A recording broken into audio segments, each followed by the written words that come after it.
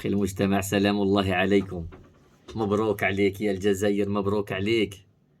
السيارات ديال الدولار ترجع ليك.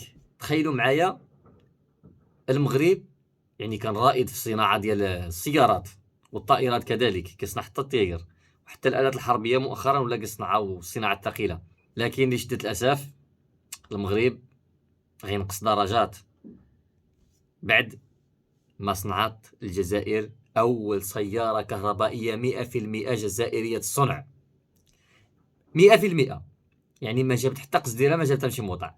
الحديد كله جابته من الجزائر، دوك البياس كلهم ربما شاكين في لي زامونتيسور هادوك هما الوحيدين ربما تكون استوردتهم، حيت يعني بانوا لي صفر، ماشي ديال الجزائر. لو كان الجزائر تعد لهم بيض ولا خضر ولا، فهمتوني يا اخي المجتمع؟ يعني كنظن انا واقيلا يعني كلشي 100% ما عدا ديك لي زامونتيسور. يعني هاد السياره العجيبه هذه اللي غادي تشوفوا هذه، شوف تبارك الله، شوفوا على السياره كي دايره. واش المغرب يقدر يدير الطوموبيل بحال هذه؟ ما يقدرش، مستحيل. صاحبي قال لك المغرب رائد في صناعه السيارات. شوف الناس اللي كتصنع الطوموبيلات، شوف يعني ممكن تصنع بها، ديرها جرافه، ممكن ديرها سياره، ممكن تستعملها الالعاب ديال العاشوره، الدراري يلعبوا بها في العيد الصغير. هو الصغير دابا العيد، انا عاد عرفت علاش درتوها يعني قريبه للعيد، باش الناس تعيد بها، الاطفال وداك الشيء يفرحوا بها. واللهم اجعلها لكم ان شاء الله تعالى في الاجر، في الميزان الحسنات، كما كتفرحوا العيال وتفرحونا حتى حنا وتضحكونا معكم. والله العظيم اخوتي راكم كتفرحونا، لا حول ولا قوه الا بالله، لا حول ولا قوه. واش هذه سياره عباد الله؟ واش هذه سياره كيهضروا عليها الناس؟ واحد الوزير ديال الصناعه يعني هو اللي كيدشنها، زعما راه درتو شي حاجه ومازال بالحديد. حتى الحديد ما كلفكمش الاخ صاحبي، ما قدرتوش تخسروا على راسكم درهم ديال الصباغه تصبغوها. ها، وداك الكيدون شو كي داير، وشوف ديك الحدايد كيفاش خارجين هكا. يا الشاون يعني داير القرون هكا، ما تعرفهم واش واحد القرن او لا البرويطه. واش عارفين انه هذه حنا عندنا في الحداد في الحومه خي ابراهيم كيصنع احسن منها. غير في الحومه واحد السيد مسكين مسطي خي حلوفه غادي يصنع لك بحال هذه الطوموبيل بحال هذه. البرويطه احسن منها عباد الله. البرويطه واش هذه كتصنع؟ واش هذه عباد الله سياره؟ ها، واش هذه سياره؟ هذه وسيله النقل؟ هذه راه الدراري ديال الاحياء الشعبيه ويصنعوا احسن منها. كيديروا ديك الدراجات هكا، هذوك الروايد ديال الرولمات، يعني واحد 4 من هنا ومن هنا، وكيديروا واحد الكيدون واخر كيدفعوا.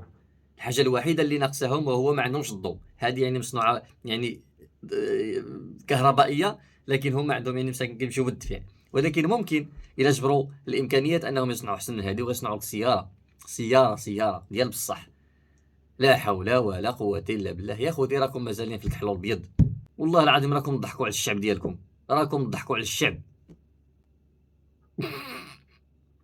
قال لك صناعة السيارات، قال لك يعني أولى سيارة يعني كهربائية 100% جزائرية، والوزير فرحان وكلشي فرحان وكيتصور والصحافة كتصور. لا إله إلا الله محمد رسول الله، لا إله إلا الله. لقد تقولبنا يا سيد القوم.